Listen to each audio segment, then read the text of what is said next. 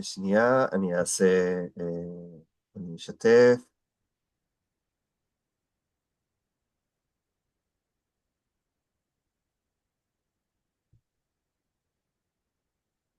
רואים?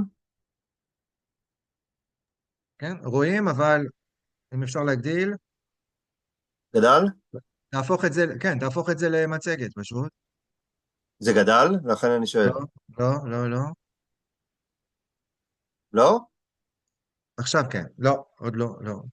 אתה יודע איפה לוחצים פעמיים ככה? איפה ש... טוב, אם לא, תעשה ככה, גם לא נורא. בסדר. לא, כי אצלי זה כן, אתה וקודם פשוט זה צריך כן. לעשות share שוב. אחרי שאתה מגדיל, אתה צריך לעשות עוד פעם share. כלומר, לעשות סטופ שייר כרגע, כן? ועוד פעם להעלות? כן. כן. לא, אם אני אגדיל את זה, אז אני לא יכול גם לעשות share, אז כאילו אני צריך לעשות share. ואז, בוא נראה עכשיו.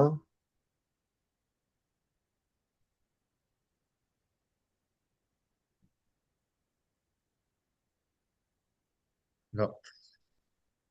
שנייה, לא, ננסה עכשיו כן, עכשיו. תלחץ פה, בוא נראה מה יצא מזה.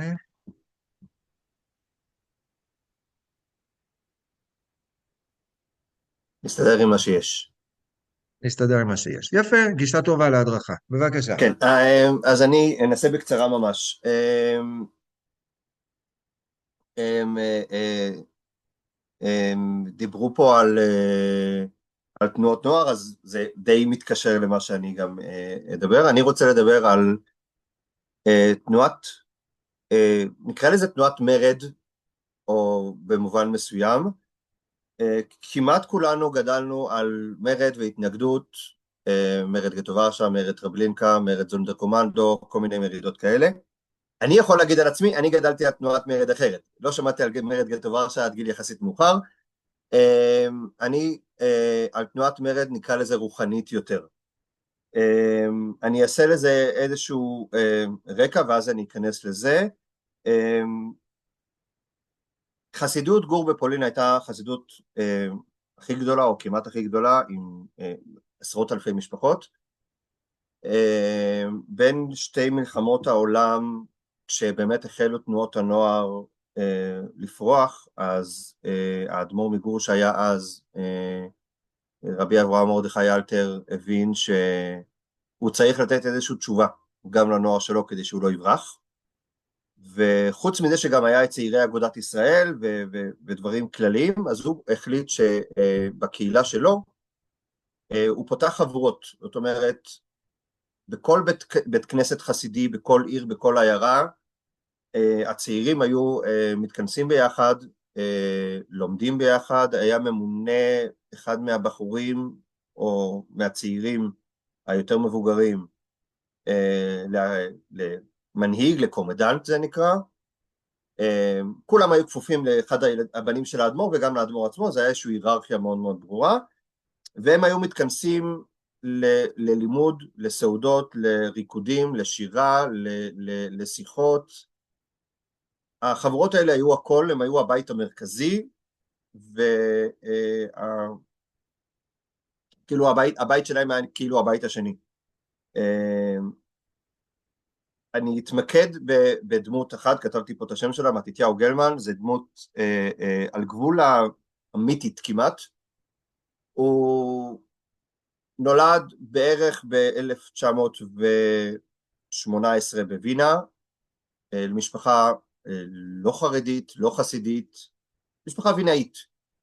ואחרי שהיטלר עלה לשלטון ב-1933, הוא התחיל לקבל בגימנסיה שהוא למד גילויי אנטישמיות, והוא התחיל לשאול גם במשפחה, אבל גם בחוץ למה, והוא התחיל לנסות לחפש. הוא הגיע לקהילה היותר חרדית בווינה, התחיל לדבר שם עם אנשים, שם הוא פגש את רבי מאיר שפירא, ראש ישיבת חכמי לובלין, שהגיע לשם באחד המסעות שלו.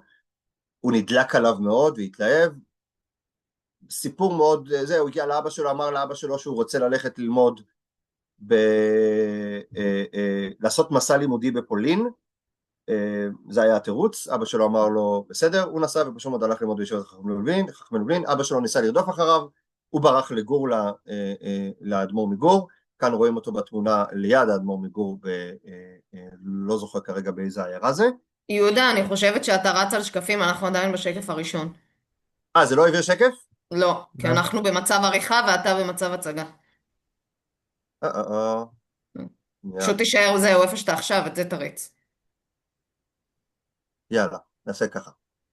רואים? כן. אז כאן רואים אותו באמת ליד האדמו"ר מגור. הוא די מהר התקדם בקהילה וגם בישיבה שלו למד, הוא הספיק אחרי זה להתחתן. הוא עבר לקרקוב, שם הוא, באחד הבתי כנסיות הוא נכנס לחבורה של הצעירים שם, הוא די מהר התפרג למעלה ונהיה המנהיג והקומדנט שלהם. המוטו שלו, שזה גם היה יחסית מוטו אצל הרבה חבורות, אבל המוטו של החבורה שלו היה, אני לא שווה יותר מדי, אני חלק ממשהו גדול. אני מבטל את עצמי, אם זה לתורה, אם זה לקהילה, לחסידות, לרבי, לקומדנט, אני לא יותר מדי שווה.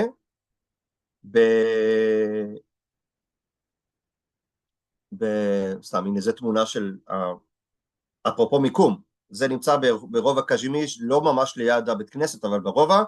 פה בקומת קרקע היה הבית החסידים, ששם החבורה שלו הייתה, ושם היא פעלה. יש פה עדיין שלט אפילו בעברית פה למעלה. זו תמונה מגוגל מפות, אני מצאתי את המיקום.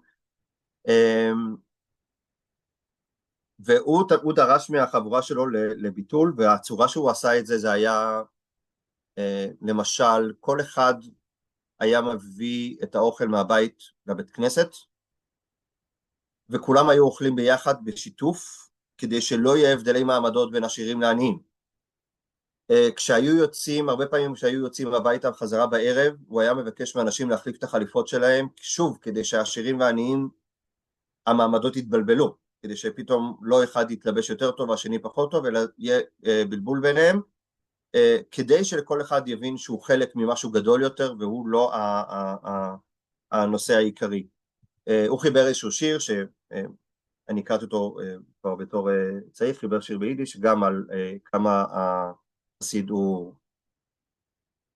חלק זאת אומרת, הוא מבטל את העולם בשבילו, זאת אומרת, החסידות היא משהו יותר מהרצונות של הבן אדם עצמו. אתה יכול להקריא לנו את זה ביידיש?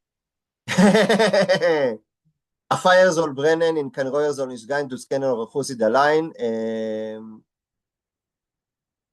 בעיקר בגור זה היה זה, אתה יכול לבעור ולהתלהב, אבל אתה לא צריך להראות את זה החוצה. את ההתלהבות שלך תשאיר בפנים, אבל תתלהב ותשאיר את זה בפנים. איבד מלן כדאי אחוז צידן, כדאי להיות חסיד רק בשביל הדברים האלה. ואז הוא ממשיך, שום דבר לא שלי, כאילו הכל שייך, אלס איסדן זה כנראה מדובר על הקדוש ברוך הוא, אבל לא לגמרי זה, או זה יכול להיות גם על הרבי, לאדמו"ר, הכל יכול להיות פה. זה כאילו נהיה המנון חסידי, בעבר שרו את זה בהרבה הזדמנויות וסעודות, בשנה האחרונה איזה זמר חסידי עשה לזה קליפ והעלה את זה ליוטיוב, אז מי שירצה זה קיים. כשהגיעה השואה והתחילו הרדיפות של יהודים, ויהודים כמובן בזהות דתית חסידית, הם נתפסו הרבה יותר מהר, מתתיהו או מטס החליט שזה מלחמה נגד הדת, והם צריכים להישאר בשלהם כמה שיותר. באופן, זה התחיל בקרקוב, אבל משם זה התפשט גם לשאר הגטאות. החבורות החסידיות של גור בעיקר ירדו למחתרת, לא נרשמו ביודנרטים, לא נרשמו אצל הנאצים, לא קיבלו תלושי מזון, הם נשארו עם הזהות שלהם, עם החליפות, עם הזקן, עם הפאות, ונשארו ללמוד. זה היה בבתי כנסת, אחרי זה התפצל גם למקומות מסתור אחרים בחבורות קטנות יותר. כל חבורה וכל אזור היה לו את הסיפור שלו, איך הם השיגו אוכל, ואיך איזשהו בעל מאפייה שנתן להם, או סתם משפחות שתרמו להם. זה ממש היה הביטול בכל ההוויה שאומרת, אני נשאר מי שאני, הנאצים יכולים להגיד מה שהם רוצים, אני לא חלק מהם. וזו תמונה של שתי בחורים חסידי גור שהנאצים תפסו אותם ופשוט קשרו להם את הפאות אחד של השני, וככה התעללו בהם, ואז כאילו תלשו את זה ביחד, עדויות שיש אחרי זה גם מהם.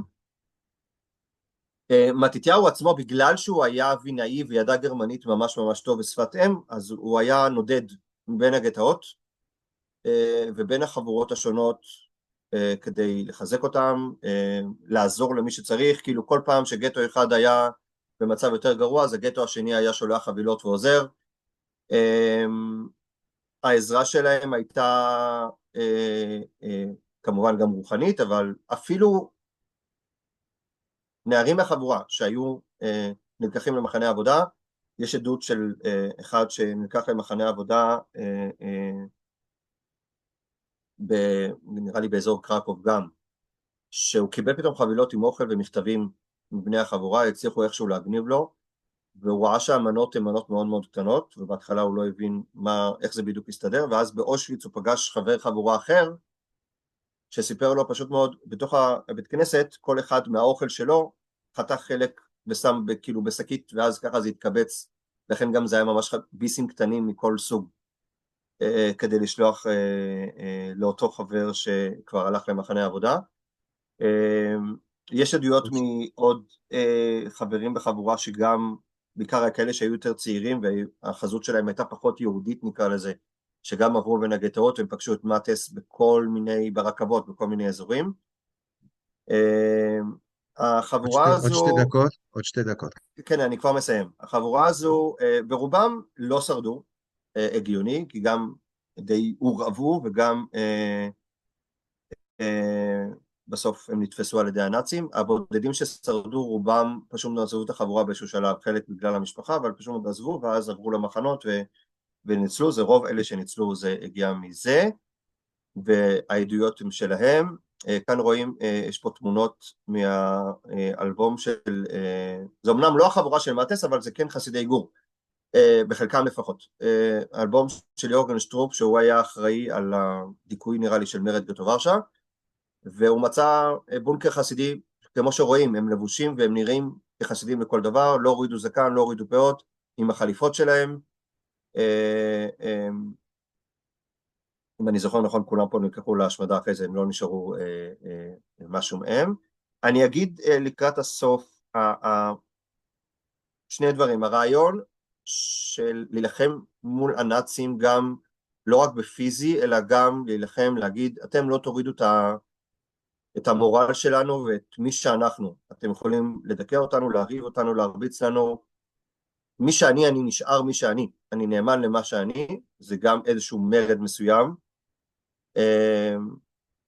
אני לא אדליק כרגע את הסרטון, אני אשלח את המצגת אחרי זה, אז גם תוכלו לראות את הסרטון. זה עדות של מישהו שמספר על שהוא ראה איך הם שומרים ממש אוכל לשבת, למרות שלא היה להם יותר מדי. המקורות שלי הם שני דברים. הספר של משה פרגר, משה פרגר היה חוקר שואה חרדי, הוא גם היה חלק מיד ושם בהתחלה בטח, והוא כתב ספר שלם בשם אלה שלא נכנעו על הסיפור של החבורה הזו, וסיפור כללי של חבורות החסידיות בגטאות ובשואה. הסיפור לא כל כך נכנס לאקדמיה בהתחלה, כי גם בגלל הטרמינולוגיה של פרגר, שהיה טרמינולוגיה מאוד מאוד קצת לוחמנית, זה כאילו לקח את המקום של מרד גטו, שכאילו הוא בא להיות נגד, ככה זה היה נשמע להם, וזה היה נראה להם לא כל כך אמין. הם לא כל כך האמינו לסיפור הזה, למרות שיש בספר הזה מלא עדויות ממלא אנשים, שחלק מהעדויות האלה אני קראתי אחרי זה בספרים אחרים שאנשים הוציאו עליהם, זאת אומרת זה לא רק בספר הזה. פרופסור חווי דרייפוס בשנים האחרונות התמקדה בזה, והיא כן נקרא לזה אישרה את הסיפור הזה. היא כתבה מאמר ב-2021 שיצא בקובץ מאמרים פולין, שיוצא במוזיאון פולין בפולין, בוורשה. המאמר הזה, אני שילמתי על המאמר הזה כדי לקבל אותו ב-PDF, שילמתי עליו לא מעט. מאמר מקיף שבו היא באמת על הסיפור הזה, וחלק מהחומר שלי הוא גם משם. אני, ושוב, אני חושב, זה אומנם כאילו קבוצה יחסית שולית, אבל זה עדיין קבוצה שהיא כללה משהו מאורגן בכמה גטאות ובכמה מקומות, ובסוף, בחלק של השואה, זה כאילו קצת נעלם, לא מכירים את זה מספיק, ולדעתי זה חשוב גם לדעת את יפה, הסיפור שלהם. נכון, תודה רבה. צודק לגמרי. תודה, יהודה, תודה. קודם כל הגעתי למסקנה שבכל קורס אני צריך דובר יידיש אחד, זה ממש מוסיף. אתה אפילו יכול לרשום לעצמך שתחנת ההדרכה שלך בפולין, במסע, זה יהיה על שפת היידיש. מה זה השפה הזאת בכלל? בסדר? אני לא לגמרי יודע יידיש בצורה מלאה, אבל אני מבין את זה. אתה יותר טוב מאיתנו, זה בטוח. יפה, תודה רבה, סיפור מדהים, סיפור מדהים, וזה לא משנה, כלומר, אתה לא חייב להשתייך לתנועת השומר הצעיר כדי לדבר עליה, אתה לא חייב להיות חרדי כדי לדבר על העולם החרדי החסידי שהיה.